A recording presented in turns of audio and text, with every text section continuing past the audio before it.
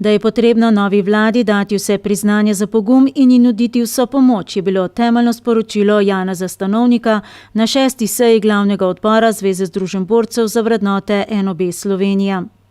Jaz se veselim, da se je v našem narodu našla mlada, dinamična, požrtvovalna ekipa, ki je pripravljena to breme vzeti na sebe, in mi kot Zveza borcev bomo vse napravili, da jim pri tem delu pomagamo, ne pa, da jim mečemo polena pod kolesje.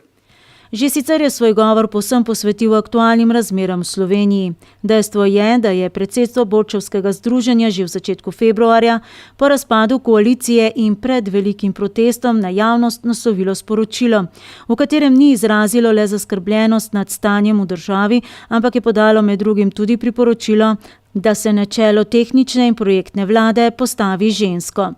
Da mora to biti ženska, ki ima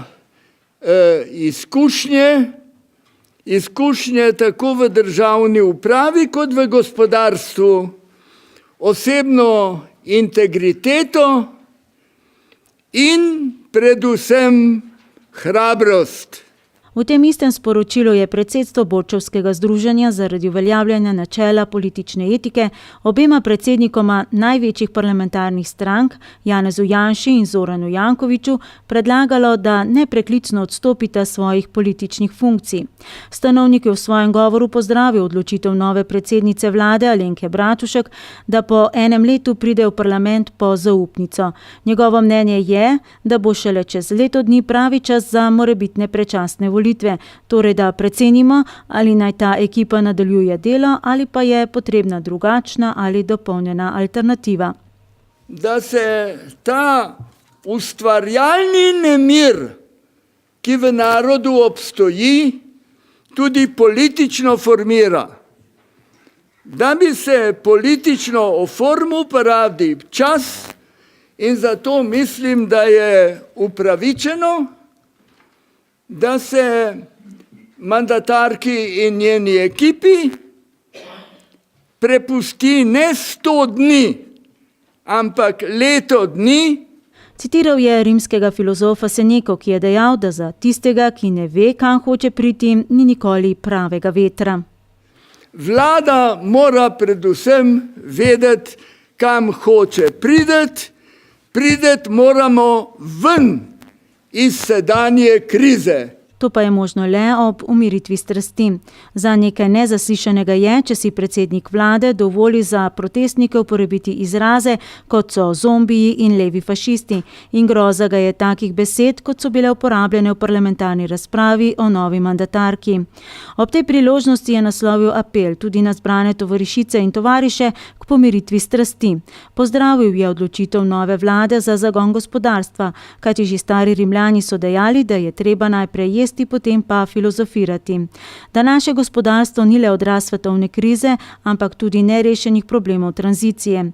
Izpostavil je izrazito dvojnost našega gospodarstva, en del, ki propada, in drugi, ki izkazuje svojo vitalnost, in v tega polaga svoj optimizem. V svojem govoru je prvak borčevske organizacije citiral številne ekonomiste in gospodarstvenike iz preteklosti. Tudi ekonomista Lorda Keynesa, ki je dejal, da se bogastvo naroda ne ceni le po zlatu in naravnih dobrinah.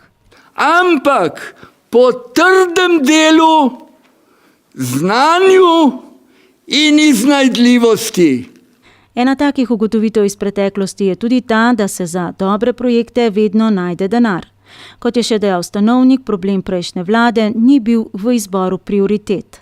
Ampak v zaupanju v izvrševanje teh prioritet, v držanje besede. Izpostavijo predvsem zakon o uravnoteženju javnih financ, s sprejetjem katerega je prejšnja vlada razveljavila kar 39 drugih. Pozdravil je tako odločitev ustavnega sodišča, ki je razveljavil določen člen tega zakona, kot odločitev nove vlade, da ne bo šla po poti tovrstnega, kot je dejal, lažnega varčevanja.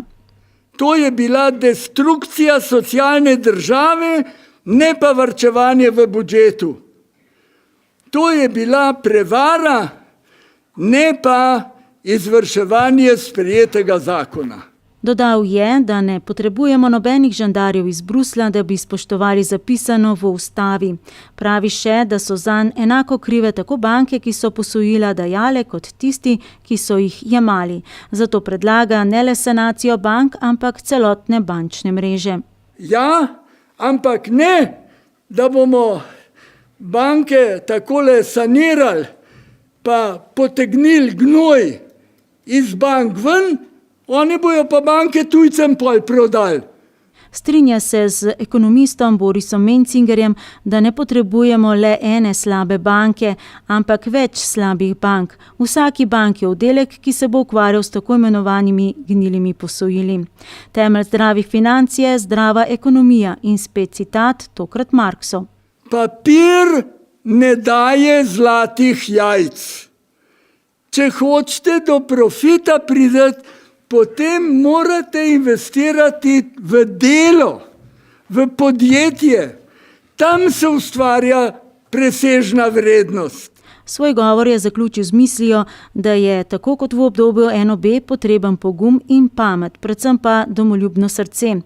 Tolikokrat blaten nacionalni interes pa je po njegovem mnenju glavno vodilo pri dejanjih in pogledih na sedanjost.